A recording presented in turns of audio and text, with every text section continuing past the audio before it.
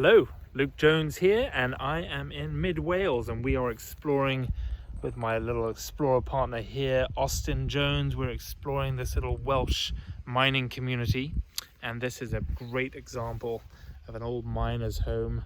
We've come across dry wall stone building constructed probably in the, I'm going to say, most of these mining communities popped up in the early 1800s and were thriving communities for many decades until the early 1900s, when the lead mines around here just ended up sort of not being needed anymore, and the industry just went away pretty much. So these old homes would have been built by the miners, for use by the miners.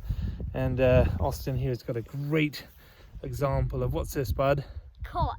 This is quartz rock, so very good local rock that would have been used to quarry for these houses as well. And if we go over here, we determined that this is probably the front of the house, because as you can see here, there's this sort of mound of rocks.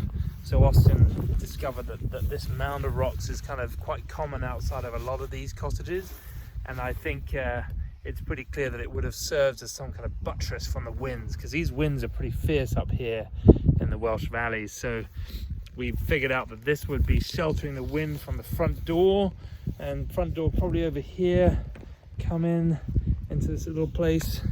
Small house, but would have probably accommodated a family of 5-6 people, a couple of generations. And the men would have gone off in the morning over the hills.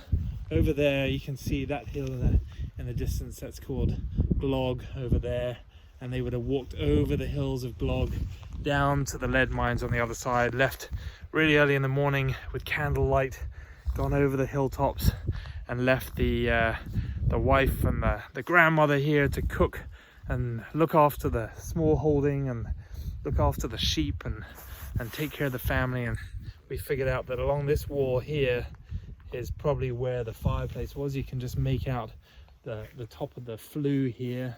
So I'm thinking that that's where the chimney was. The flue would have come down, and this would have been your fireplace down here, where they would have done all of their cooking and heating the home. And no windows, very unlikely to have had a lot of windows, because that would have just let in the draft. So it's mainly just for shelter. And then over down the bottom there you can see our house, which is still standing, Pencomb, which means head of the valley.